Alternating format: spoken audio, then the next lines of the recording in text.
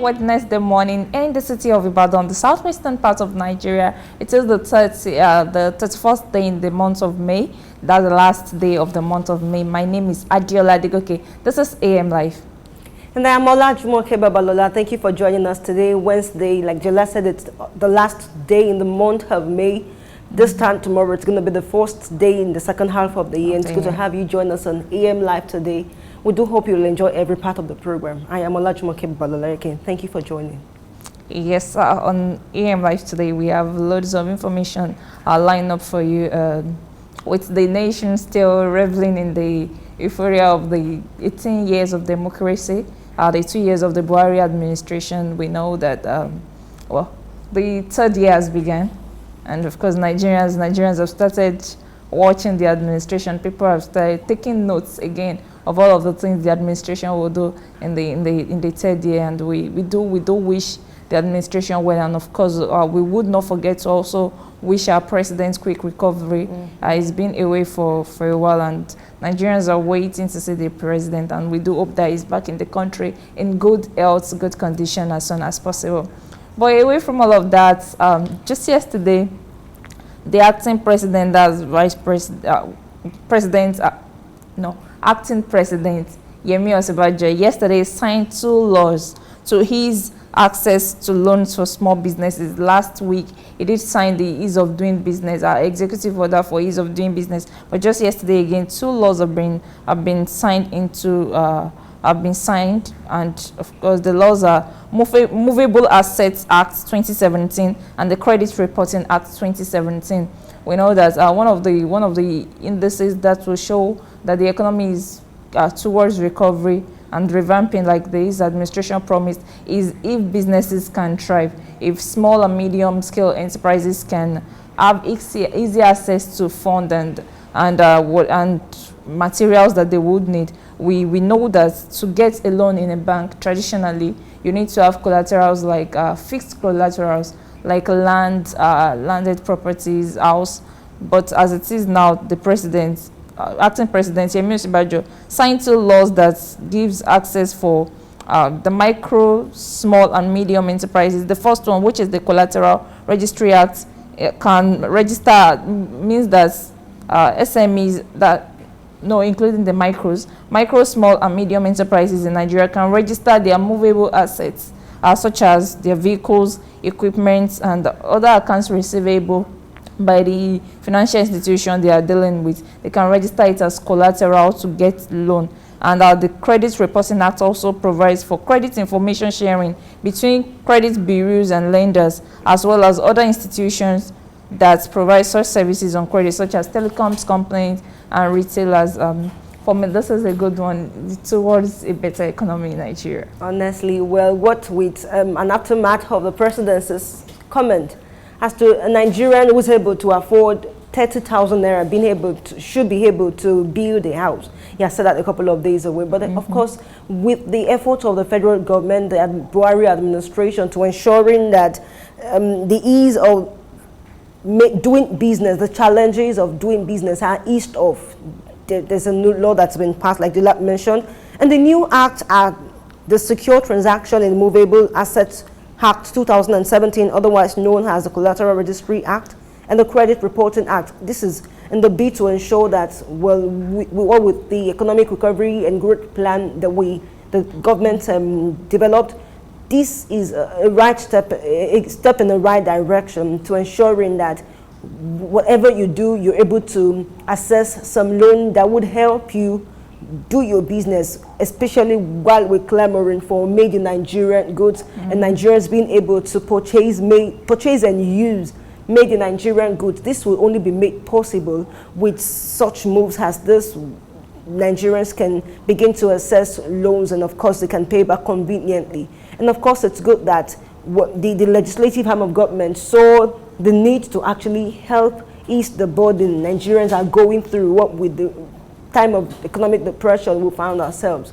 This is one thing that, again, we're going to be attributing to as a success of this administration. The acting president did say that they were going to build on all of the activities they had established in the last 2 years, and that the remaining 2 years would be such as makes well the promises they made to Nigerians. And of course, after the Democracy Day, this is one very active step the federal government has made. We're hoping that Nigerians will make the best of this opportunity, and of course, we'll see the economy of the nation recover as soon as possible.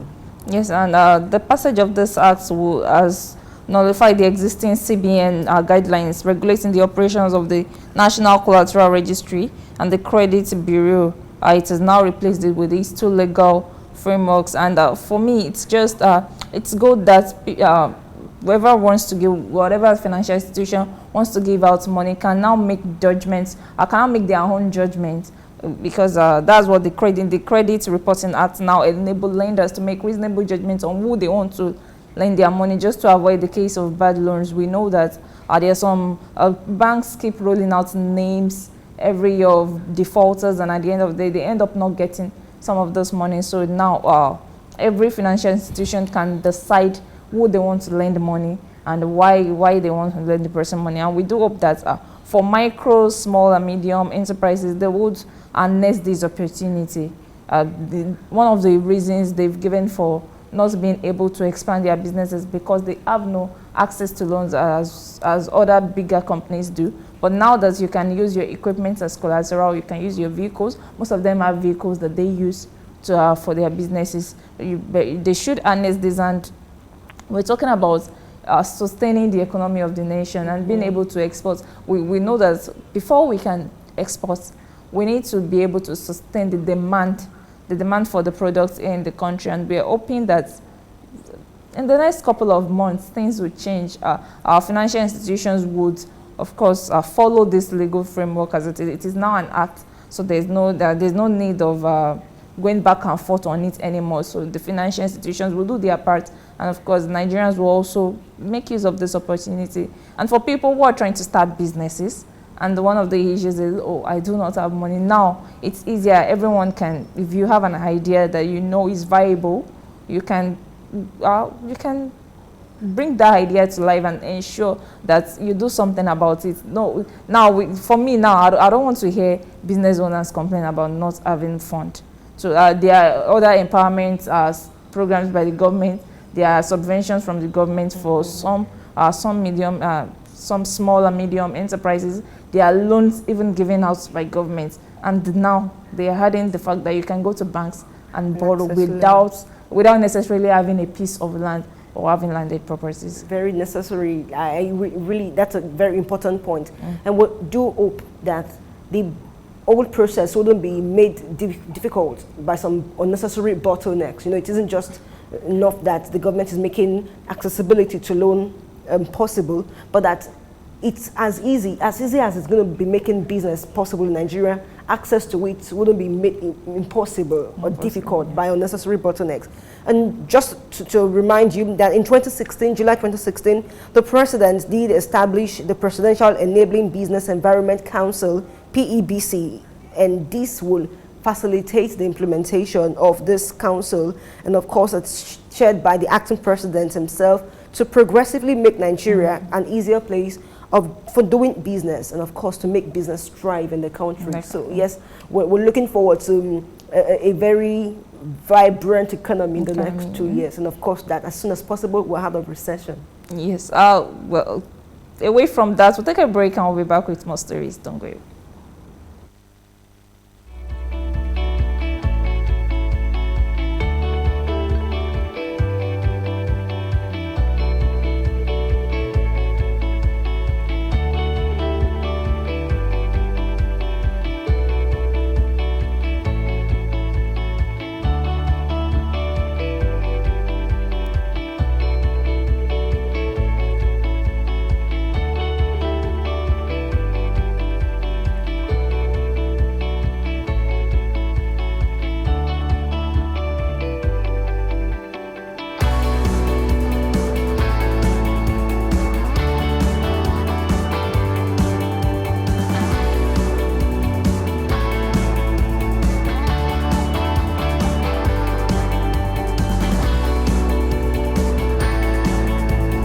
Thank you very much for staying with us. It's still AM Live and we're still looking at our big stories. Just before we took the break, we looked at the fact that the federal government, the acting president, particularly just signed into a law, some laws that would make possible access to loans to make business very easy to do in Nigeria.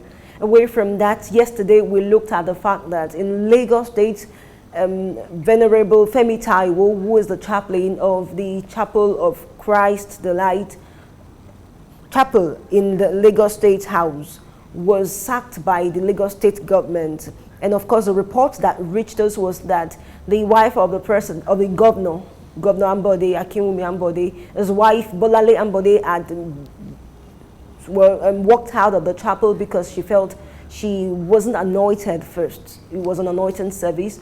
And in the light of that, the Thanksgiving service was moved out of the chapel to the banquet hall.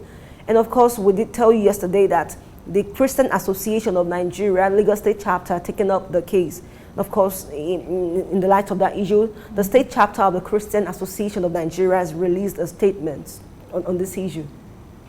Well, it's actually important that we give you an update because yesterday we did say we were going to bring you updates on the story. Yesterday there was a press briefing concerning the issue, and the chairman of the Christian Association of Nigeria Lagos State chapter, Apostle Alexander Bangbola, said that the sacking was done by the governing council, and also specifically stating that the governing council did have a right to hire and sack wherever they deem fit. And although while questions were being raised about why the venerable was given 24 hours notice and if evacuated out of the chased out of the house, he was given to efforts by pressmen to get information out of the chairman of CAN, Lagos State chapter, proved abortive because he kept insisting that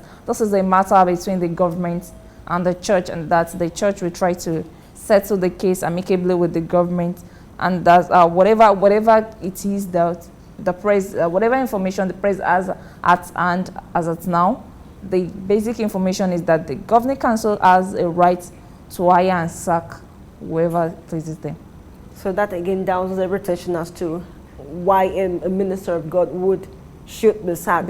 The CAN chairman, Lagos State chapter, has made a report that the governing council could actually hire and sack any minister, but well, we're still awaiting reports from the side of the government, because the government is actually involved. So while we understand the reason or the justification for the sack of Venerable Femi Taiwo, we're still expecting that the government will react to this issue, to at least affirm or denounce the report that he has a relation to the wife of the governor not being anointed first, and the fact that she got angry and had to leave the service. At least for some bit of clarification, we need to understand that the government does respect the fact that within the Church of God, the minister, as led by the Spirit of God, could actually conduct service in a particular way. So for a balanced report, we've heard from CAN, we've heard from the side of the church, as it were. We're still expecting that the government would make a release on this issue such that there's a balance. And it's not that we're assuming he was just sacked because he refused to anoint the first lady and the wife of the governor, as it were, first. Well, I think, okay, before I say, there has been a statement by the Home Affairs Ministry saying that CAN backed the sacking of the chaplain. So, yeah, I think over the weekend there was a report, there was an interview by I think the direct leader of Venerable Femi Taiwo of the African Church. I've forgotten his name now. There was an Adeyemi, I think his name is Apostle Adeyemi, granted an interview where he stated his personal opinion concerning the issue, and he did chastise the wife of the governor for acting in such manner. But there was a twist to that again at the press conference yesterday, because the man, the approach to Apostle Adeyemi was at the press conference, but he was not allowed to answer questions. And when he later granted interviews to the press, he also decided to hand over whatever investigation was going on to the Christian Association of Nigeria, saying that is in support of whatever Khan decides to do about this matter. But I think for Nigerians, it's not majorly about sacking the venerable. It's about what's transpired. Exactly. Why was the venerable sacked? Because there have been flying informations. There were reports that he has been offending the government as it is for quite a number of time. There have been reports that it was because of the anointing service, and nobody is coming out. Venerable Femi Taiwo himself hasn't said anything about the issue. The governor's wife has not said anything about the issue. Governor Ambode himself has not said anything about the issue. I understand that when the issue happened, there was the whole celebration of Lagos at 50. So the issue was dosed by the whole atmosphere of celebration. But we Nigerians expect that this is a very sensitive issue that should be treated with seriousness. And so the press conference, for me anyway, did raised more questions than it should have doused people's doubts about the whole issue. It raised more questions because Khan seems not to be saying anything. They're not giving us information. They've not given us anything new than what we had before, and we expect that there will be a statement made to that. And the state, just like you said, Jumoke, the state government would release a statement concerning that, and let Nigerians have the true picture. And also noting that religion is a very sensitive issue in Nigeria, and like it or not, Venerable Femi Taiwo has his own people who are on his side, because I was also reading a report online about how people deserted the chapel on Sunday. There were less people at the chapel, and well, there were even report that after he was asked out of the residential quarters, 5 different persons left them houses. It's as much as we want to say, as much as we want to treat this as an official issue, that the government has a right to sack and hire whoever they like, of course, which is normal in an official setting. We are beginning to forget that the Church of God is actually, we can't actually treat the Church of God the way we treat office business, which is why it is a sensitive issue, and people are reacting the way Nigerians are reacting the way we're reacting. If it had been okay, someone was sacked at the Ministry of Education, it probably would be understandable. Understandable, but again, we are expecting the Lagos State government to say something, honestly. Definitely, they should. Of course, we understand the government and the church should work together for a sustainable community, society. But of course, with issues as delicate as this, it's only fair that we get a balanced report from both sides. So when we have that, we'll let you know. Okay, Nigeria is 18 years. When in terms of democracy, it's 18 years of democracy in Nigeria. It's 2 years of the Buhari administration, and of course, Nigerians are still scoring the administration. Someone yesterday also told me that, oh yes, I have my own grades for this administration now, and I was wondering how come all Nigerians have become a professor concerning political. You do not know how very opinionated Nigerians can be on a particular issue. But of course, we're seeing it from different angles. You would have your score, I would have my score, everybody would have their scores. Definitely. Our correspondent, Precious Amayo, went to the streets on May 29 to get the opinion of people on 2 years of Buhari administration. We'll take that report, after which AM Live will continue. Nigeria experienced a wave of shock when the All Progressives Congress, APC, became the first opposition party to unseat the incumbent People's Democratic Party, PDP, in the 2015 general elections. The presidential candidate of the APC, Muhammadu Buhari, was then sworn into office on May 29, 2015. Midpoint into Buhari's administration, mixed reactions have continued to trail his achievements. While some Nigerians expressed optimism about this administration, others are of the opinion that the ruling party had nothing to offer the people. Ab initio. Buhari administration for the past 2 years anyway, it has performed averagely okay to me. In terms of economy, it has not been doing fine. In terms of security, it has been, it performed very well, security, but you know, we need more than security to survive in this community, in this part of the world. So in terms of amenities and economy, infrastructures, so far so good, it has not been doing very fine. you hardly see people smiling nowadays, hardly see people happy. In this part of the world, they used to call us of smiling and, suffering and smiling. But lately, it has not been the same thing. So, to me, I would say it has performed, averagely, let's say, 45% overall. So, I wish him quick recovery. If it's back in Nigeria, you can say, okay, this is the area we want him to focus on. But let him just focus on his health. And if is okay, then we can say, okay, get back to your duty and focus on this area. So, but for now, he has not been doing fine. Looking at what Buhari has done in the last 2 years, we cannot say he has not performed at all, but at the same time, there's still a lot to be done by the president. Firstly, in the area of security, relatively, the peace has been restored back to the Boko Haram prone area. We can say that we give kudos to our president in that regard. But if you look at the area of economy, there's a lot that the government needs to be done. On a daily basis, the price of goods and services is, increasing on a daily basis. The salary of the civil servant remains stagnant. In some cases, some are not been paid in the last 6, 7, 8 months, and the state civil servants are the one shouldering this burden much. It's not as that bad in the part of the federal civil servant, but these same people are patronizing same market. So I can say that in the area of security, our president has not been doing too fine. He needs to intensify his effort in restoring the economy of this country back to the normal shape. Thank you.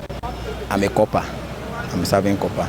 Actually, I have a lot to say, a lot to bring on my mind, because this is not the kind of change. The system is not working. Non-salary payment of workers, and I think the joy of the government is when things are going smoothly as promised. Because while before one would say he wants to contest as a Nigerian president, there have been a lot of plans on ground, policies on ground. But look at everything happening here now. Things are not just working. And to me,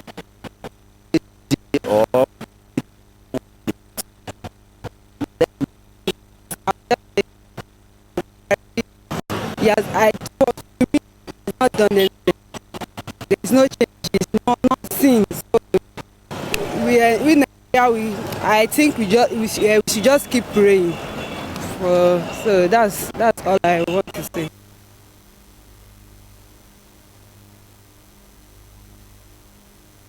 Some Nigerians say Buhari has done well in fighting the anti-graft war, as well as tackling insurgency. Others have decried the state of the economy, adding that the hike in food prices is making life unbearable for the common man. To me, he has done perfectly well in the area of fighting corruption, and at the same time, he made us to know that there are people in this country that they are not their brother's keeper. Imagine somebody keeping so many billions of naira in a place, and maybe his relatives, his cousins, his brothers, they are suffering, and you just keep a lot of money somewhere, bury it on the ground, and the man has been perfect. That's just the word. He made us to realize so many things. That's just it. He has tried. Yusuf. Now, about Buhari's 2 years administration 2 years ago, then I can see that before Buhari coming, there are a lot of problems. So Buhari now is tackling the problem. So there is no impact in Buhari administration now. It seems that he has never started any work at all. The problem that is meeting down is tackling the problem now. So I don't see any impact in Buhari's administration. They are those people who are looting government treasury. They are recovering the money from them, but we don't see what they are using the money for. The money is just there, no employment, no anything. Everything just empty. I say there is no employment. Everybody is roaming about. No money, no anything. During this administration, there is no money is not flowing. I think you understand. We are lack of money. People don't see our business now. We don't see money to do the business. You know? All those things. You see, things are very, very difficult to eat for people now. Things are difficult for them. You see, if you go to market, you see that if you go and price a Congo of Gari now, it's 400 naira, which is very, very bad. We are in a stress situation. You understand?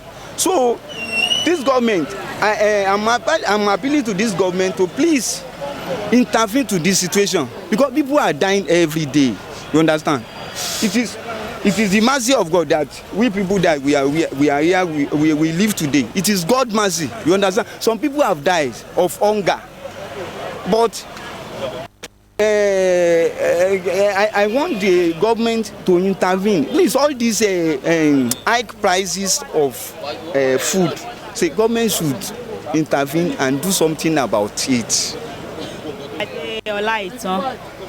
The thing in Buhari administration, the thing is just change. It's too expensive, even though Gari beans. So Gari cost is 500 naira. We are buy the thing of Gari is 50 naira. Isn't to buy 50 naira? That's 50 naira we are using before to buy Congo. Even though beans is expensive, it's 700 naira the Congo. The thing is a 70 naira.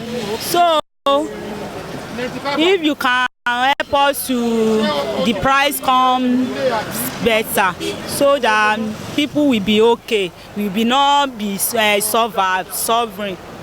The presidency recently rolled out the Economic Recovery and Growth Plan (ERGP) and signed 3 executive orders on the ease of doing business. These and more will become the determinants for assessing the next 2 years of the Buhari administration. Precious Amayo, reporting for New Frontiers Television.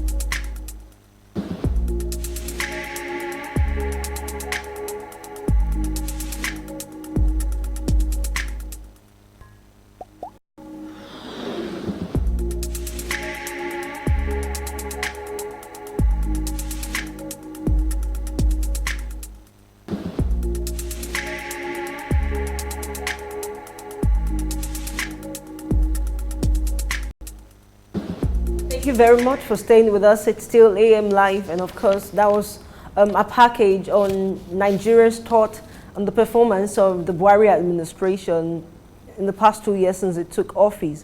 But away from that, now we're looking at our headlines. It's the morning brief segment, and on the front page of the Guardian newspaper, the major headline is "Sit at home, other ground southeast. Reps caution against the use of force by security agent. Cleric urges dialogue with pro-Biafra agitators." And this detail continue on page 6. Away from that, on to News 3. DSS hands over 82 rescued Chibok girls to Women Affairs Ministry. And on to News 5. Reps move to institutionalize periodic review of minimum wage. And on to Grandmaster with Dari Babarisa. Buhari, Biafra, and the burden of a date. You find that on page 9. Senate halt probes sales of Port Harcourt refinery. OK bills on cross-border crime fight. And on the picture inserts on the front page of the Guardian newspaper, there are persons, the regional director, Abuja and North First City Monument Bank, Mustafa Lukman, some other persons with the acting vice president during the bank's visit to the acting president to present a portal it developed for homegrown school feeding program of the federal government in Abuja yesterday. That's the much on the front page of the Guardian newspaper this morning. On the front page of the Punch newspaper, obey court orders on Dasuki, El Sazaki, Sage tells federal government. Details of the stories on page 9 of the Punch newspaper. Ex-governor Adeleke died of overdose, declares coroner. One fell dead as police-navy clash in Calabar. Osinbajo signs bills to ease MSMEs access to credit. Details of the stories on page 27. MTN multi-choice to conclude acquisition talks in June. We are teaching Chibok girls to speak good English. Details of the story is also on page 9 of the Punch newspaper. Banks lost 2.19 billion naira to fraudsters in 2016. This is a report coming from the Central Bank of Nigeria. Buhari's wife joins husband in London. Senate asks federal government to stop Port Harcourt refinery concession. Ecological fund. Jonathan never takes responsibility for anything, says El Rufai. EFCC seizes second property from Jonathan's godson. Afenifere IYC kick as AGF says restructuring is tall order. And finally, on the front page of the Punch newspaper, drama as Lagos Khan backs Ambodi's wife against sacked priest. Khan chair Sean's questions on clerics ejection and orders. Details of those stories on pages 4 and 5 of the Punch newspaper. And on the back page of the Punch newspaper, getting the back of Nigerians. This is from Lekon Sote. That's the much from the front and back pages of the Punch newspaper. And onto the news column, still on the Guardian newspaper. Why local rice is expensive, says Vice President Oshibajo. Aisha Buhari joins husband in London. Ekiti Governor Fayose urges President Buhari to resign, says his incapacitation is hurting Nigeria. Still from news, don't politicize ecological fund probe report, El Rufai tells Jonathan. Shell Sunny Fault refinery project. And as the world celebrate No Tobacco Day, there's this headline: tobacco kills 7 million people, causes 504 trillion naira loss yearly. And finally, Ekweremadu louds trial of fake whistleblowers. 6 further probe. Lagos considers whistleblowing to check building collapse. And that's the more from the news column. On Metro column of the Punch newspaper, condemned female prisoner rearrested 5 years after escape. Ogun communities lament deplorable road, alleged government neglect. Lagos pupils abduction, kidnappers call parents again, reduce ransom to 600 million naira. Ex-worker accuses Dangote group of neglect after spinal injury. That's the much from Metro column of the Punch newspaper. And now on to a special column on the Guardian news, within the Guardian newspaper, which is May 29th special. Not yet Uhuru for pension reforms. Little to cheer an economy, but more to hope for. The long wait for economic renaissance. And of course, the last from this, the May 29th special, endless wait for economic renaissance. And that's the word from May 29th special. Taking stories from the news column of the Punch newspaper. Resign if you love Nigeria. Fayose tells Buhari. Protest. University of Ibadan suspends students' unionism. EFCC. Okay, I took that earlier.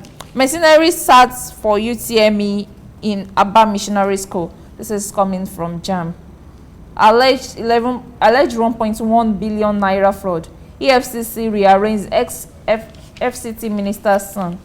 And moving on now to outwise column. Men also suffer menopause. In case you don't know, men also suffer menopause. Cough mixture. Agbo fueling hypertension in Nigerian children. NDDC to establish cancer centers across Niger Delta. You might want to look at the elsewise column of the Punch newspaper to get details on those stories. And moving on to politics. Refining political party structures in Nigeria's electoral. And he has some riders. New group proposes technocracy for the country. Ahamba Adegborua wants activists to come forth. Still on politics, Lagos APC records rancorous primaries. Benue recruits 11,000 HADOC workers for Saturday's poll. And on to editorial, Lagos and the vehicle inspection officers. Now an opinion, Guardian opinion. The university, the students, and the workplace. This is by Ayaho Hanya. Moving on, appraising the Lagos at 50 campaign by Chido Nwakama. Still on opinion, merging new era for telecoms consumers by Chidiebere Nwobodo. OHPL dialoguing with Nigerian youths. OPL is the Olusegun Obasanjo Presidential Library, dialoguing with Nigerian youth, and this is by Tunji Olaokwa. And finally, from Focus, enforcing laws against tobacco use in Nigeria. That's the one from its different columns. Moving on to the editorial column of the Punch newspaper.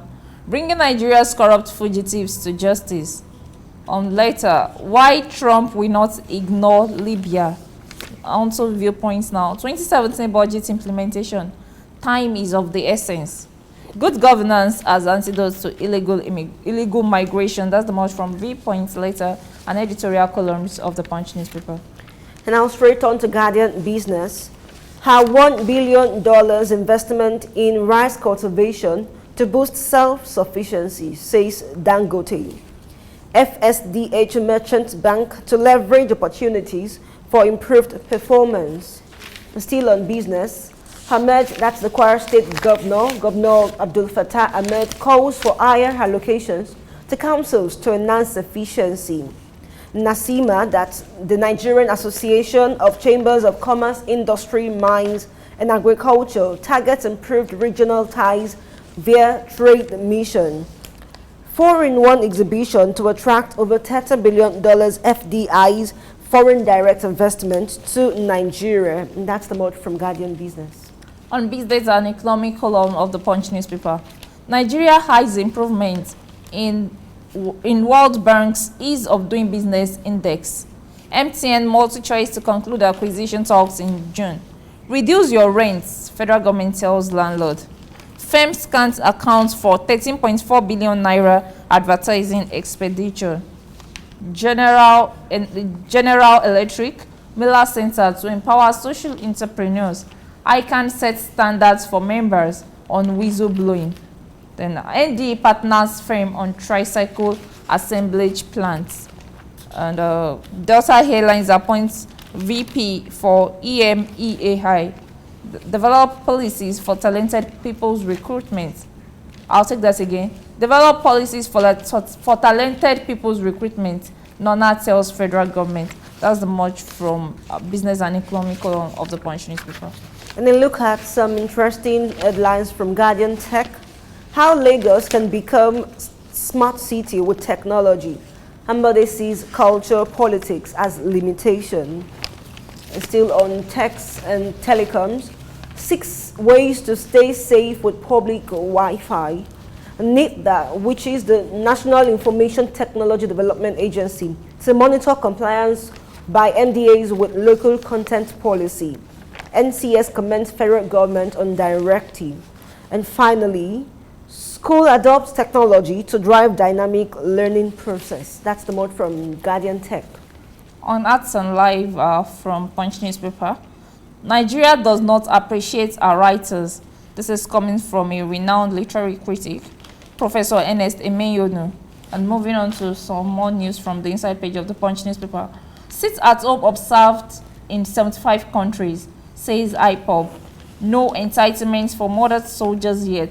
This is coming from Chief of Defense Staff, General Abayomi Olonishakin. Governors no longer sponsor NYC campaign. DJ cries out. That's the much from Arts and Live and some more news from the Punch newspaper. And finally, on to Guardian Sport. Stakeholders lament poor attention to CBN Senior Tennis Championship.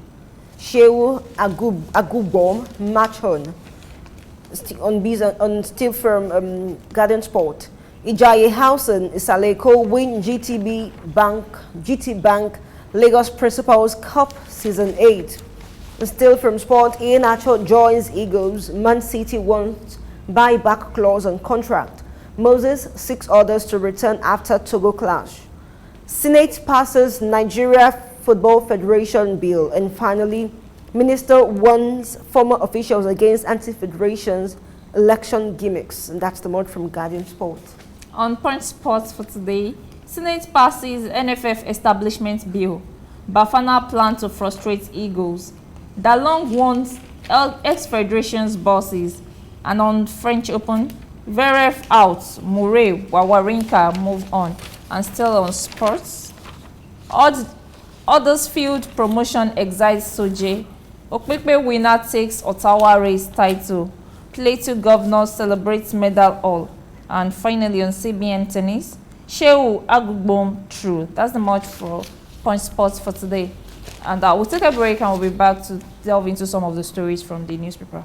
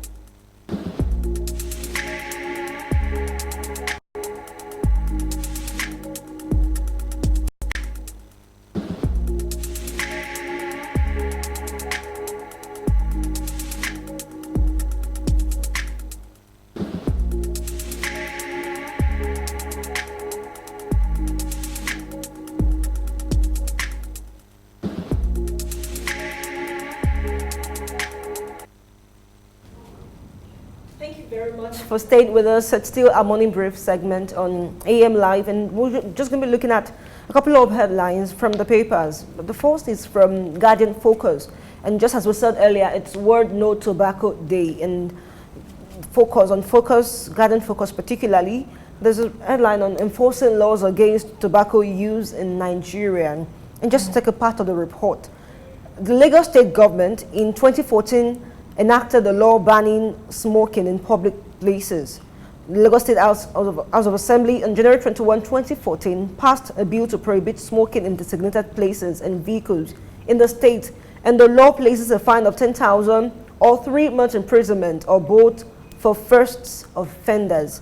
And it goes on and on to say, according to the World Health Organization, that tobacco waste contains several toxic chemicals or poison the environment, and on and on. But my particular concern is, while it looks here like the Lagos state and probably a couple of states are very particular about enforcing the no tobacco use in the country, starting from the particular state, the individual state, I'd say more sensitization should be given to the public to understand the ills that come with the use of tobacco. Because while we're saying for using tobacco in the public or in vehicle, you either get to pay a fine of 10,000 naira for Lagos state in this context, or you face a 3-month jail term.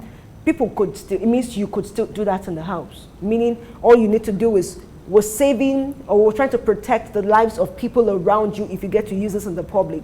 But of course, people in your house, if you decide to smoke in your house, are still subject to all of the toxics that are released from the use of tobacco, smoking particularly.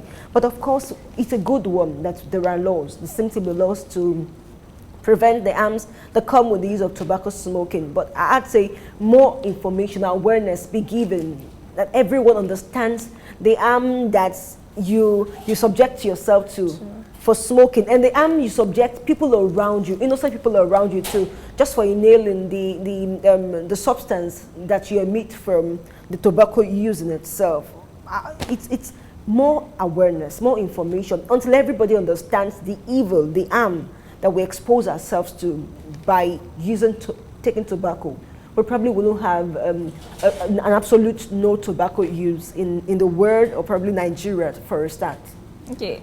As much as I love what you're trying to propose, but again, I think what people do in the privacy of their houses is actually wouldn't be the business of the government as it is, because we know that there are a lot of things that people know that they're not supposed to be doing in the first place, but they end up doing it in the secrets of their rooms, which is why the government might not be able to enforce that. No tobacco use as it is, but again, the sensitization on the use of tobacco should be out there. I remember that just like the alcohol, they keep we keep hearing the adverts, not suitable for persons below 18, and we know that kids go out to buy alcoholic drinks in stores, and nobody checks that. They should be, even the no tobacco, tobacco use law should be strictly enforced in places where the laws are taking place. The fact that you are in the public and you're even disturbing the peace of another person, I think I've been to public places where I've seen people smoke carelessly without even considering the other person seated next to them. That is something the government should be worried about, because these days people cancer, the way rate at which people are getting cancer is amazing. Like there are people who have never been smokers in their life, and they end up with lung cancer due to some things they were exposed to or not. But everyone wants to go out of the house and feel safe. You don't want to be out there and be scared of, oh, what am I going to catch?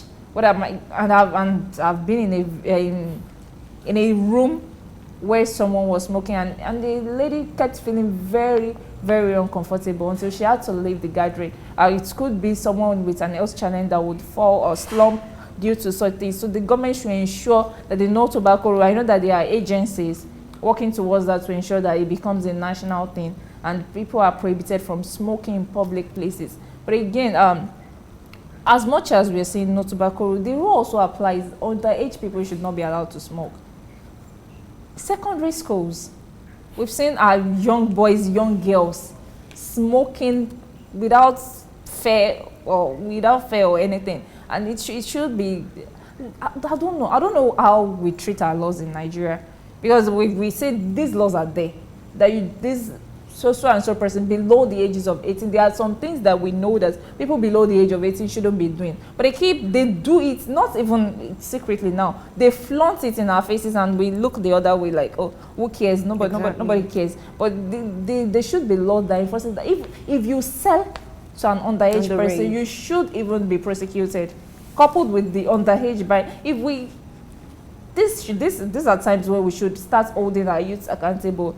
I think I was having a discussion, I think it was with Precious, about how youths of nowadays, we feel like we can do things and get away with it.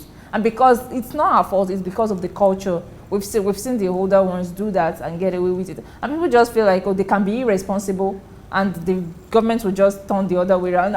And for most people, it's not even about being irresponsible, but the fact that the government doesn't even care. So people just decide to do whatever it is. As today is the World No Tobacco Day, World Tobacco Day, we enjoin parents, watch out. What are your children doing? What are your children doing in the confines of their rooms?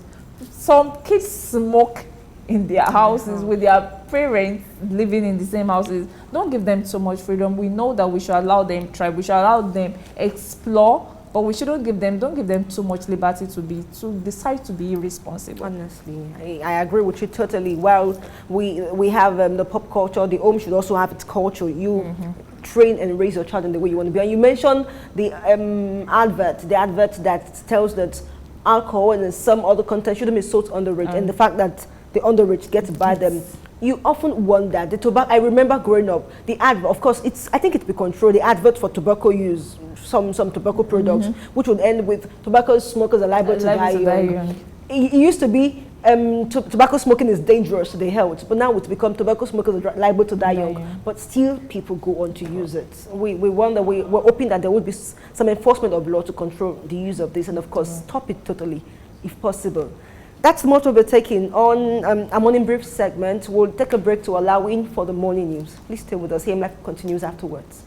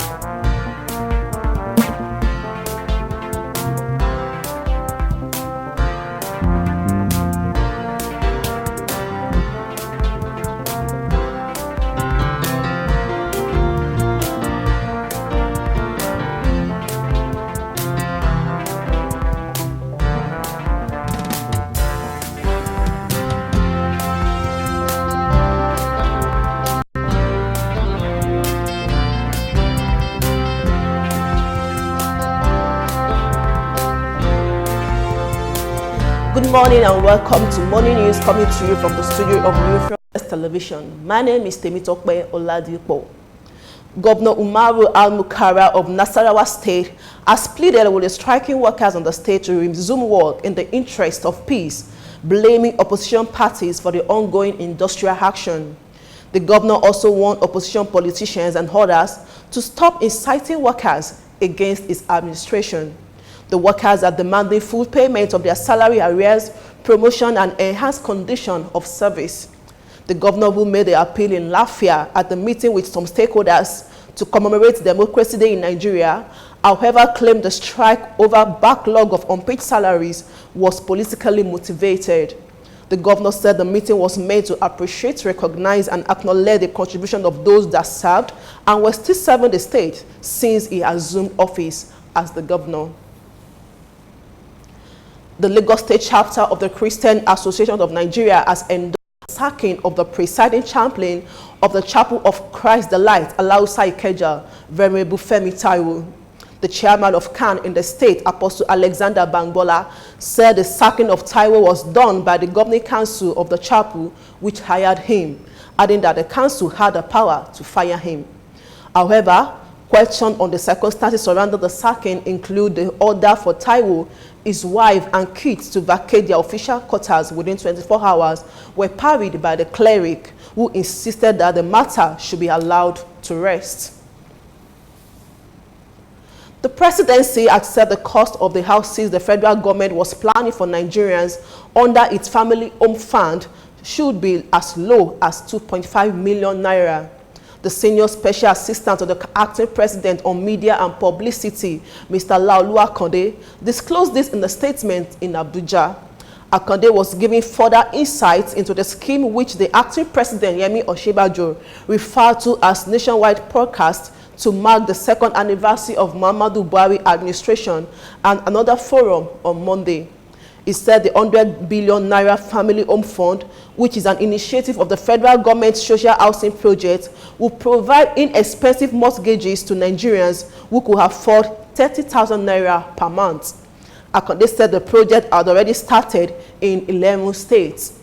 He quoted Osinbajo as saying that the 100 billion naira was a yearly contribution of the 1 trillion naira social housing fund, which he described as the largest in the history of the country.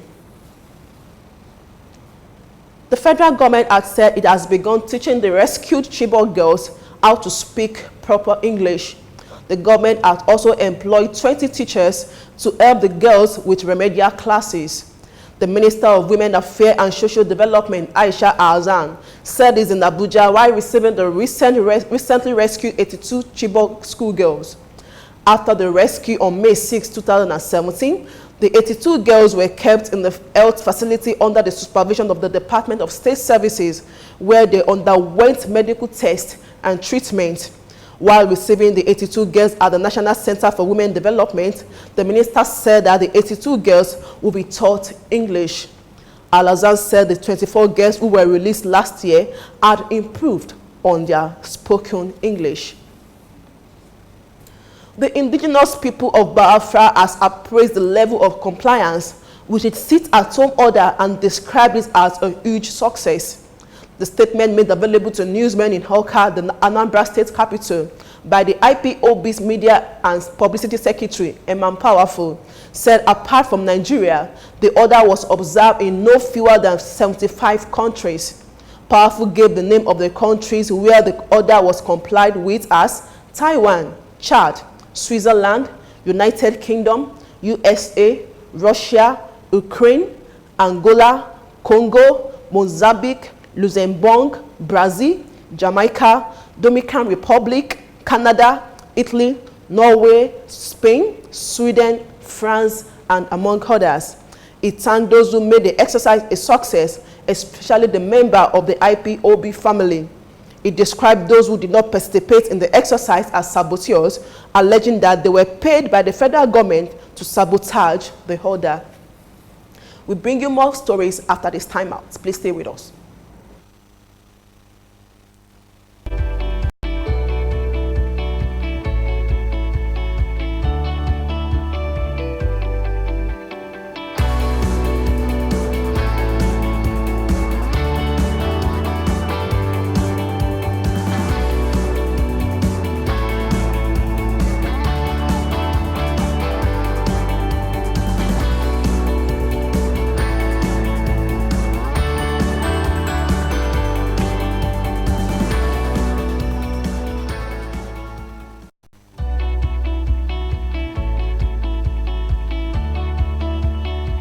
are still watching Morning News from New Frontiers Television. The House of Representatives has moved the process of making the review of the national minimum wage a periodic exercise of every 5 years. Consequently, the bill to amend the National Minimum Wage Act passed through the second reading. Leading the debate on the general principles of the bill during the plenary, House Majority Leader Femi Gbajabiamila, APC Lagos, said the bill sought to provide a periodic review of the minimum wage every 5 years. Gbajabiamila, who blamed the continuous clamor for increased minimum wage by workers across the country on inflation, described salary as a major component of workers' welfare, adding that there was the need for a law to compel the federal government to effect a review.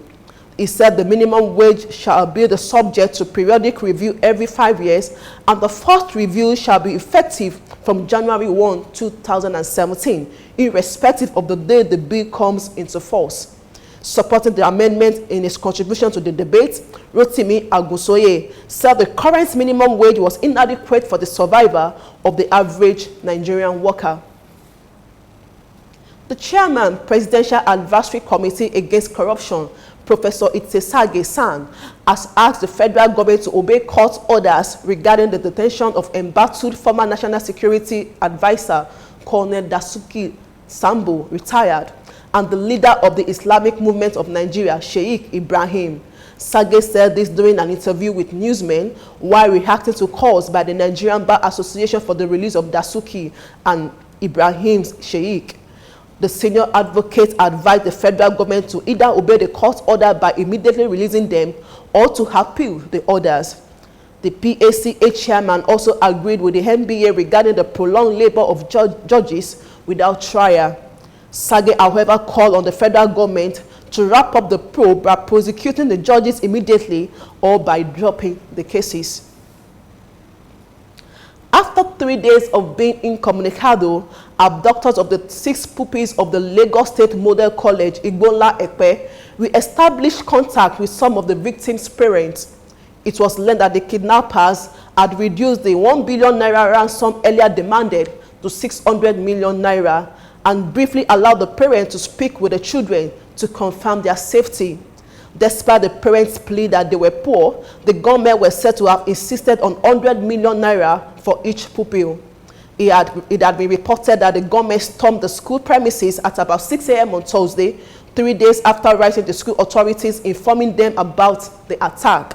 The State Commissioner for Information and Strategy, Mr. Steve Ayomide, said the security agency are handling it as carefully as necessary. The Central Bank of Nigeria had said that the deposit money banks in the country lost a total of 2.19 billion naira to fraudsters in the 2016 fiscal period. The figure was contained in the Nigerian Electronic Fraud Forum annual report, which was unveiled by the CBN Governor, Mr. Godwin Emefiele, during the NEFF Stakeholders Workshop on Cybercrime. The conference with the team, tackling enforcement challenges under the Cybercrime Act, was held to address some of the impediments to enforcement of the act. The report stated that 19,531 fraud cases were reported for the DMBs in 2016, as against 10,743 in 2015. It stated that although there was an 82% increase in reported fraud cases as compared to 2015, the banking sector witnessed marginal reduction in the value of attempted fraud and actual losses. With that, we come to the end of this morning news. Arise Africa continues shortly. Please stay with us.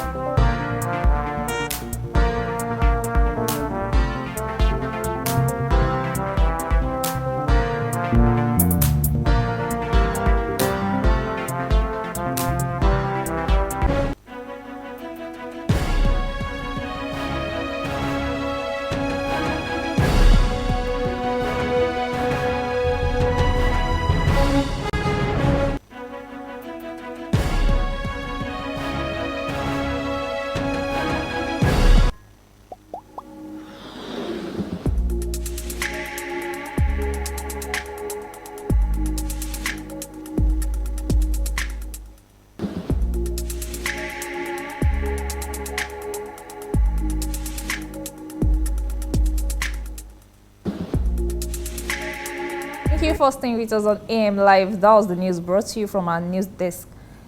In 1960, Nigeria became independent of the United Kingdom. And of course, like many other African states, not just one ethnic group was combined together as a nation. We had various ethnic groups in Nigeria. The northern part constituted the Muslim majority, the southern part, the predominantly Christian. And following the independence, Nigeria was divided into 3 primary major ethnic lines. That's the Hausa, the Igbo, and the Yoruba. In January 1966, a military coup occurred during which 30 political leaders, including the Nigeria's Prime Minister, Sir Abubakar Tafawa Balewa, the Northern Premier, Sir Ahmedu Bello, were killed.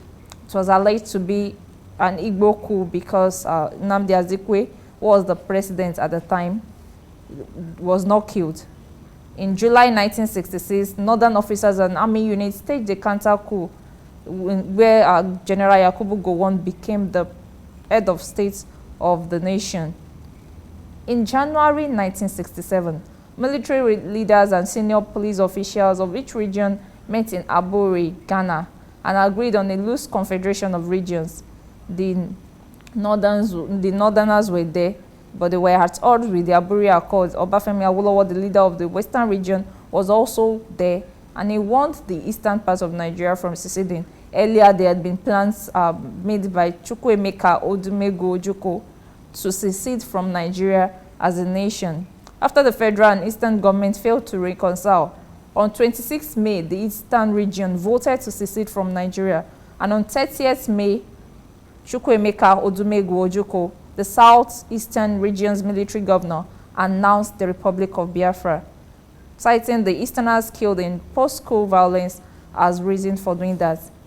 50 years after, Nigerians people in the southern part of Nigerians are celebrating 50 years of Biafra existence. There was a sit-at-home. The sit-at-home has been declared, and in some parts of the southern part of the nation, people are sitting at home, shops are locked down, activities are paralyzed because they are sympathizing with Biafra as a nation. Exactly, and while Biafra, 50 years after, is celebrating, well, 50 years of its existence and agitating for the secession, there's been calls around for a reason to unite as a nation. And of course, the acting president, Yemi Osinbajo, with some other former heads of state president of the country, did speak, bore their minds on what they think about the agitation for Biafra's wanting to secede from the country. And of course, May 25th this year, there was a conference convened by the Yaradua Memorial Center at the Yaradua Memorial Center, the Ford Foundation, and the Open Society Initiative West Africa, where the president spoke on memory and nation building. Biafra at 50. We'll let you watch the video right away. And of course, we're hoping you would understand the need for us to build on history to stay together as a united nation. Please stay with us.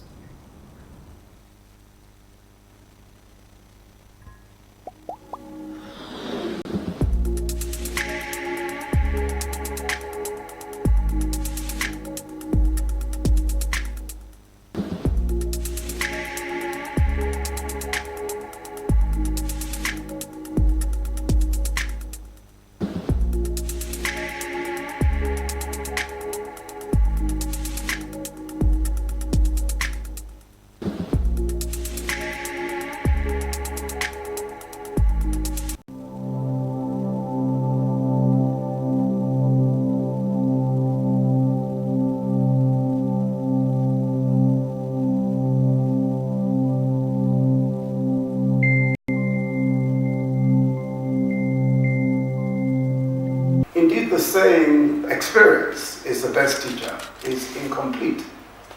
The full statement of that Welsh adage is that experience is the best teacher for a fool. History is a kinder and gentler teacher. I was 10 years old when my friend in primary school, then Emeka, left school one afternoon. Our school was in the military compound at Yaba. He said his parents had decided to go back to the east. War was about to start. I never saw Emeka again. My auntie Bumi was married to a gentleman from Enugu, and I cannot now recall his name. But I recall the evening when my parents tried to persuade her and her husband not to leave. She did. We also never saw her again. And I recall distinctly how in 1967, passing in front of my home in Ikorodu Road almost every hour were trucks carrying passengers and furniture in an endless stream of vehicles heading east. Many Igbos who left various parts of Nigeria left friends, families, businesses, schools, and jobs. Like my friend and my auntie, some never returned. Many died. Many experienced the incredibly tragic ravages of war. The reasons for this tragic separation of brothers and sisters were deep and profound. So much has been said and written already about the whys and wherefores, and that analysis will probably never end. This is why I would rather not spend these few minutes on whether there was or was not sufficient justification for secession and the war that followed. The issue is whether the terrible suffering, the massive loss of lives, of hopes and fortunes of so many can ever be justified. As we reflect on this event today, we must ask ourselves the same questions that many who have fought or been victims in civil wars, wars between brothers and sisters, ask in moments of reflection. What if we had spent all the resources, the time, and the sacrifice that we put into the war, into trying to forge unity? What if we had decided not to avenge the wrong done to us? What if we had chosen to overcome evil with good? The truth is that the spilling of blood in dispute is hardly ever worth the losses. Of the fallouts of bitter wars is the anger that can so easily be rekindled by those who, for good or ill, want to resuscitate the fire. Today, some suggest that we must go back to ethnic nationalities, from those ethnic nationalities from which Nigeria was formed.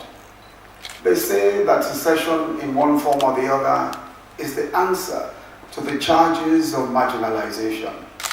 They argue that separation from the Nigerian state will ultimately result in successful smaller states. They argue eloquently, I might add, that Nigeria is a colonial contraption that cannot endure. This is also the sum and substance of the agitation for Biafra. The campaign is often bitter and vitriolic, and has sometimes degenerated to fatal violence. Brothers and sisters, permit me to differ and to suggest that we are greater together than apart. No country is perfect. Around the world, we have seen and continue to see the expressions of international discontent. Indeed, not many Nigerians seem to know that the oft-quoted line about Nigeria being, quote, a mere geographical expression, originally applied to Italy. It was the German statesman Clemens von Metternich who dismissively summed up Italy as a mere geographical expression, exactly a century before Nigeria came into being as a country.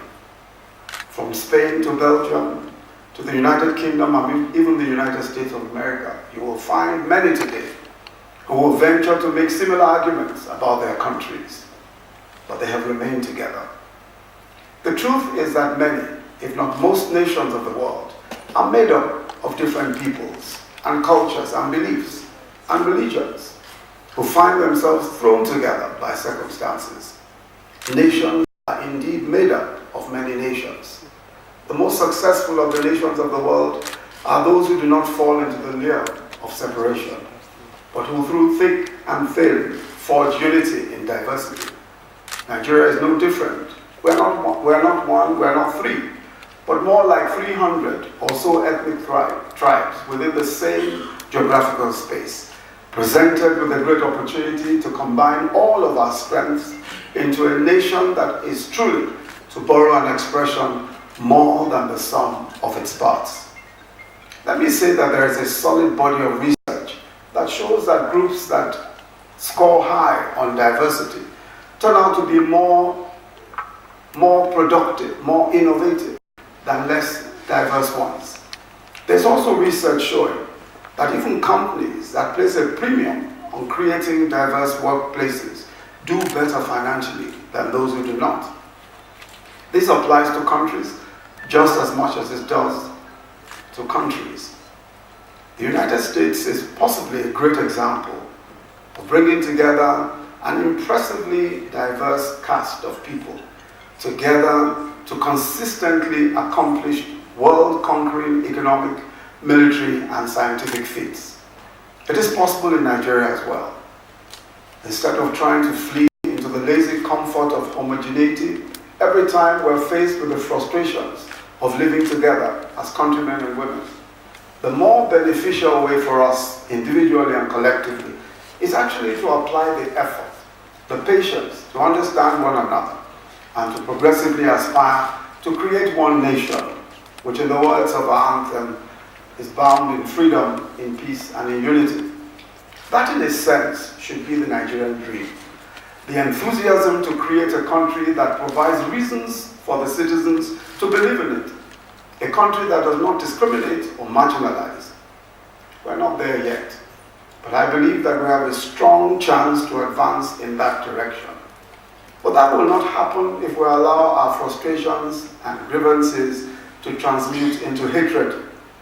It will not happen if we see the media, television and radio, and print, and especially today social media, as platforms for the propagation of hate and divisive rhetoric. No one stands to benefit from a stance like that.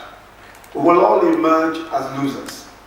Clearly our strength is in our diversity, and we are greater together than apart. Imagine for a moment that an enterprising young man from Aba had to apply for a visa to travel to Kano to pursue his entrepreneurial dreams.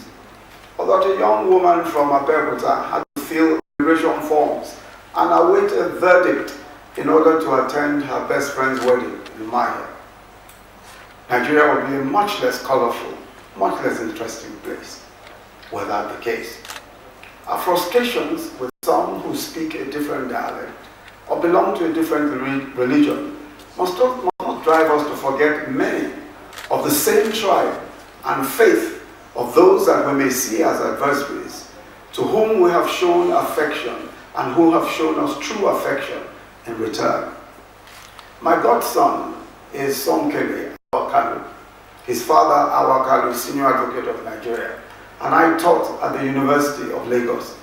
After that, when I was serving as advisor to the Attorney General of the Federation in 1988, I invited him to join me, and he and I served as advisors to Judge Bola Ajibola for 5 years.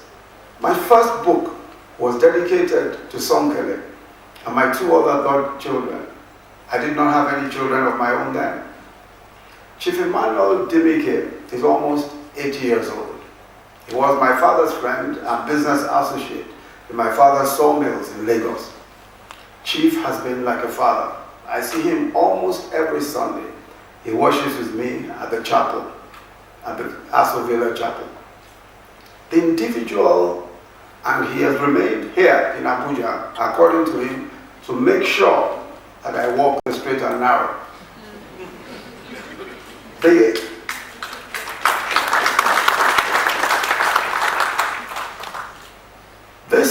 affections and friendships that we forge, many even deeper than family ties, must remind us that unity is possible, that brotherhood across tribes and faiths is possible.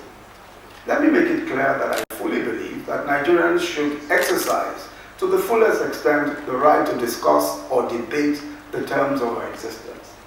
Debate and disagreement are fundamental aspects of democracy.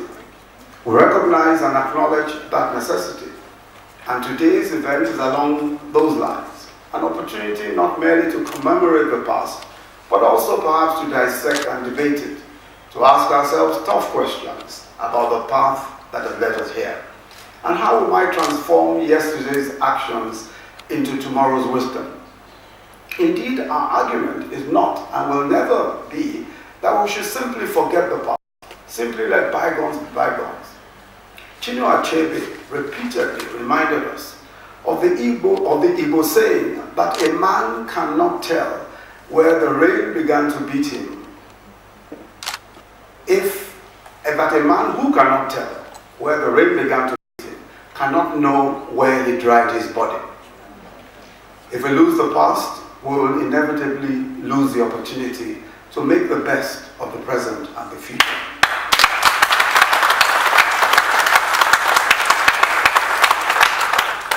In an interview years ago, the late Dean Chukwuemeka Ojukwu, explaining why he didn't think a second Biafran war should happen, said, and I quote, "We should have learned from the first one, otherwise the deaths would have been to no avail. It would all have been in vain," end of quote. We should also be careful that we do not focus exclusively on the narrative of division at the expense of the uplifting and inspiring ones. The same social media that has come under so much censure for its propensity to propagate division has also allowed multitudes of young Nigerians to see more of the sights and sounds of their country than ever before. And for every young Nigerian who sees the internet as an avenue for spewing ethnic hatred, there is another young Nigerian who is falling in love or doing business across ethnic and cultural lines on the same internet. A young Nigerian who looks back on his or her NYSC year in unfamiliar territory as one of the valued highlights of their lifetime. These stories need to be told as well. These are the stories that remind us that the journey to nationhood is not an event but a process, filled as with life itself with experiences, some bitter, some sweet. The most remarkable attribute of that process is that a succeeding generation does not need to bear the prejudices and failures of the past.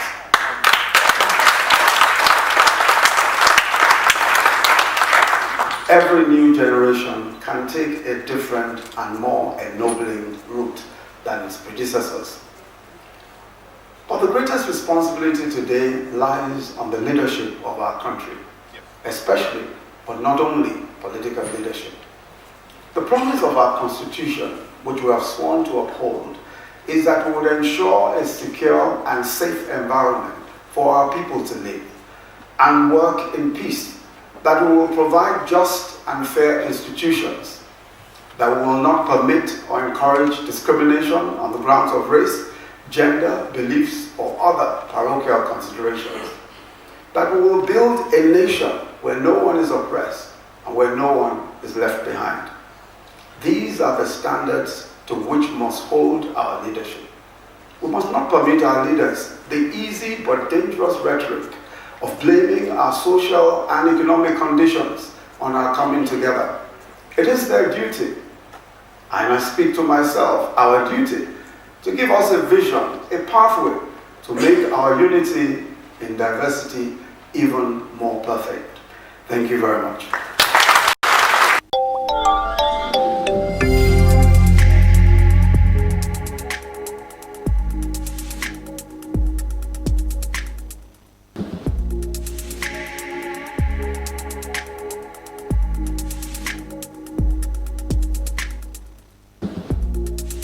That was the speech given by the acting president, Yemi Osibajo, at a conference to mark the 50 years of Biafra. That speech was tagged "Greater Together Than Apart." And the major thing the acting president was actually saying there is our diversity is what makes us unique, and we should harness that and ensure that we're united.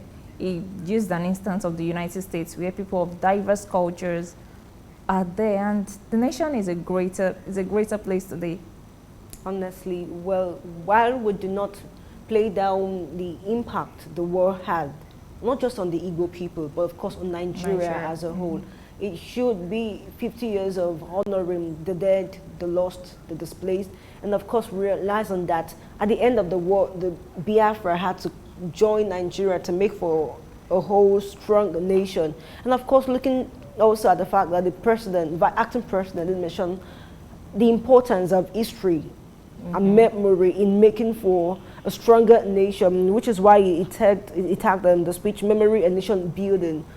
Where we're coming from should infer how stronger we become for where we're going. And which is why he says introspection is probably what separates us from this. The fact that you're able to look back for a better future. And of course, citing better else. Could he have cited late Achebe as to the fact that a man who doesn't understand where the rain, or who doesn't know where the rain started beating him, would never really know where he began to dry up.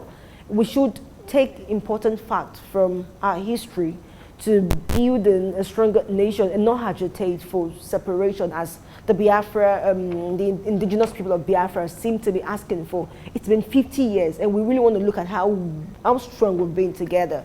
We're stronger together, really. You really don't imagine any part of the country wanting to stir apart. You would realize at the end of the day, there isn't, like the Yoruba proverb says, when translated into English, a single tree cannot make a forest. When we come together, stay together, we'll realize how better we can be from that. And it's also important to know that picking up from the history aspect of it, we know that most of, if a child born during that civil war, that child will be 50 today. Exactly. And taking 50 today, for the agitators of Biafra, we know that they're majorly young ones, the MASOP, the IPOB people, they are majorly the young ones. So most of them were not even born during the agitation. And it's important that before you start fighting a cause, you understand, especially an existing cause, you understand the origin of that cause, and you understand the process. For me, just like the Housing President said, the lives lost, properties destroyed, everything. There's no way you can justify any of this. And if we keep agitating for secession, and we know that except for places where there are talks, roundtable talk, debates on secession, and the nation, and of course the secession takes place. But again, looking at some of the African countries where there have been secessions, most of those countries are emerged, they are in war as it is. South Sudan and some other countries, they are actually, it's not, it becomes a problem at the end of the day. So for me, I think it's important we take history back to the schools.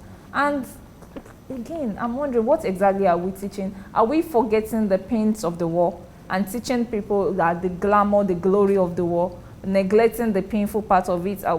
We saw pictures. I myself wasn't born at the time, but we saw pictures, we saw videos, we heard stories of how people had nothing to eat. How there was a time AIDS was cut off from the Igbos, and children were dying of hunger. It's as much as intellectual debates are allowed, people are allowed to show their grievances in a reasonable way. Dialogue, for me, it's a matter of dialogue, then talking about it. People are allowed to raise debates. Of course, we are intellectual beings, so we are expected to question the way things are, but it shouldn't get to the extent where people are ready to lay down their lives for causes like this. It's just not worth it, because at the end of the day, if we all want to become a martyr for causes like this, we remember the vulnerable ones who have no protection whatsoever. If we decide to fight it out now, there are a lot of people would lose their lives. You know, you did mention the fact that history is one thing that we probably are not given to the younger generations. And perhaps we're not giving them the right history, because children today and those who would be born years to come would only have the image of the Biafra situation that we're creating today. But of course, for those who survived the war and for several other persons who understand the issue around the old Nigerian civil war of 1967, we would know that, like former President Olusegun Obasanjo said, it wasn't a war meant to destroy the Igbo people, as it were. It was a civil war, but of course the Igbo had seceded from Nigeria, and of course it looked like it was a war against them against the Nigerian government. But of course, we want to build the right history for the younger generations. And of course, you know, the acting president mentioned the fact that in a comment made by the late agitator for the indigenous people of Biafra, late Dame Chukwuemeka Ojukwu, who said that he didn't think a second Biafra should happen. According to him, we should learn from the first one, otherwise the deaths would have been to no avail, meaning that he had the idea of that people would die, the memories, the things they stood for, the lives that were lost shouldn't be forgotten. And it's in staying together that we keep the memories of the people who died during the war alive, and not the fact that we're calling for another secession. You know, you mentioned what you were saying.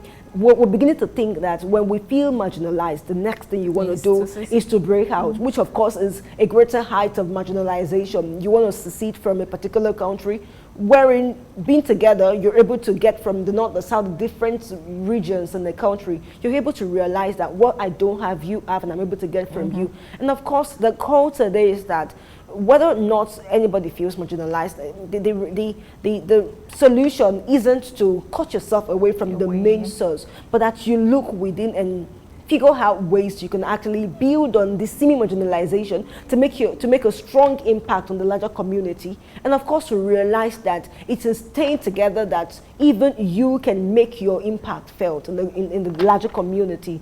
So basically, we shouldn't forget what we're going for what we want to become. And if we really would not want to be marginalized, it's in staying back, making your voice heard, making our voices heard, realizing that for the sake of the younger ones, we don't necessarily have to break up. You gave the instance of South Sudan, which today is going through drought and famine. They have the oil. They felt they could probably live independently on the oil. But the point is that isn't even enough to sustain them. So what a region has, what a part of the country has, some other parts do not have, and it's in meeting the needs of these different regions that we realize that staying together is what makes for Nigeria. We forget what Lord Lugard saw when he amalgamated us. He saw beyond the regions that Nigeria was. Oh, that was even before he named us Nigeria. We could be stronger together. And of course, he brought the different regions to make for Nigeria in 1914. We should look at the strengths that there are, even in the midst of our differences, to build on them, to make for a better country, really. I believe that the agitators for the Biafra, in the independent Biafra nation as well, should look at how they can build on the history of those who fought the war, to staying back. And of course, what was the thing that we felt we were denied? How can we make those things come to be for us? And of course, for the sake of those yet unborn, we can help them remember Biafra in a good light. That's what that's what should be the picture, exactly. That should be the drive for anybody in the country in a time like this. And also, it's important for us to know that, just like I said earlier, of course, there's room for intellectual thinking. Exactly. In fact, everyone can come to the table to present whatever ideas you have. If you have a valid reason, you can come to the table to present, but not in a way that we begin to sow seeds of hatred into the mind of people. We realize that these days, people have taken to the media, the radio, television, and most especially the social media, to start sowing seeds of hatred. You keep reading comments online, and the issues as basic as, oh, I stepped out of my house today, would be turned into an ethnic issue, and you see people chastising each other, saying words that shouldn't even be said in the first places, and it becomes a Biafra Nigerian thing. And you're wondering, why does everything have to be hinged on ethnicity in this country? So I think it's time for us to, on Monday we're celebrating 18 years of democracy. It's time for our democracy to mature. It's time for Nigerians to see, we need to begin to see ourselves as humans. I keep saying this anytime I get the chance, that we're first humans before anything begins to divide us. We're first humans, and looking at the way the country is now, I keep telling people, even if the Igbos are going to secede, it's going to create a problem. We have so many people from different ethnic groups married to the Igbo community. So if we decide to cut the South East, that means I need a visa to visit my aunt or my cousin who is married to, and if anybody is coming from that side, they need a visa. And I don't think when the acting president was painting a picture, I don't think I ever want to go through that you have to wait for someone to stamp your visa before you visit a friend or before you conduct a business in any part of the country. So today it's a call for unity as Nigeria celebrates 18 years of democracy. It's a call for unity among all and sundry, and Nigeria is actually bigger than 3 ethnic groups. We have over 300 ethnic groups in Nigeria, so it's not just the Igbo, Hausa, or Yoruba community. We still have lots of ethnic groups. So let's just imagine if every ethnic group feel marginalized and everybody wants to break away, we would have nothing left in the country. So whatever agitations we have, whatever pains we have, we should table it intellectually and let the government decide. And Obasanjo was calling for a dialogue between the federal government and the agitators of Biafrans. I think it's time for the government to actually look into that and see how we can ensure that this song these songs no longer become the trending song on the lips of the agitators. We need peace. Imagine the number of lives that were lost in protests, the IPOB protests, during the incarceration of Nnamdi Kanu.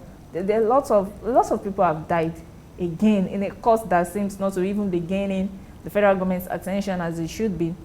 But I'm glad that the acting president was at that conference, because I was actually surprised that the government would actually give that conference a preference, but he was there to talk, and it just shows that the government is ready to listen. Honestly, and we could make the best of that opportunity to talk to the government, and of course let's get on the table in dialogue. And of course I remember the word of former President Goodluck Jonathan, who said that my cause isn't worth anybody's blood. I think the agitators of Biafra should realize that this cause isn't worth further shed of blood. Many lives were lost. We don't necessarily have to lose life because we think that we would be stronger standing alone. But just to take a part of the speech of the president, which struck me the most, and it's that the promise of the Constitution that they have sworn to, the government has sworn to, is to uphold and ensure a safe and secure environment for everyone in the country, to work for peace. And of course, a constitution that would not permit or encourage discrimination on the grounds of race, gender, belief, and other parochial consideration. But this would only be made possible if we would look away from our differences and, of course, stand together for unified Nigeria. We refer to America today, it's over 200 years of democracy, but they've also had their issues. They stood stronger in it, and they're able to accommodate several people from the rest of the world because they realized that strength indeed is in diversification, not necessarily in a region, an ethnic group saying we want to stand alone. But we would only be stronger if we decided to stay together. Yes, towards one Nigeria and towards unity among all ethnic groups, among all people of different color, different tribes, and different tongues. We want to see a Nigeria that grows stronger in strength, that grows stronger because of its diversity, not apart. And we do hope that our brothers, for me, I see everyone as my brother, and I expect that as citizens of this country, we should see everyone as our brothers and sisters. Do not allow hatred to grow so much in your spirit that you become to see your fellow human beings as people that should be slaughtered or that should be fought for a cause that you are agitating for. That's the much we'll be taking on today's episode of AM Live. Do join us again tomorrow for another episode. And of course, my name is Adiola Adegoke. Have a lovely day. And I'm Olajumoke Babalola. Thank you for watching AM Live today. See you tomorrow. Have a great day. God bless you.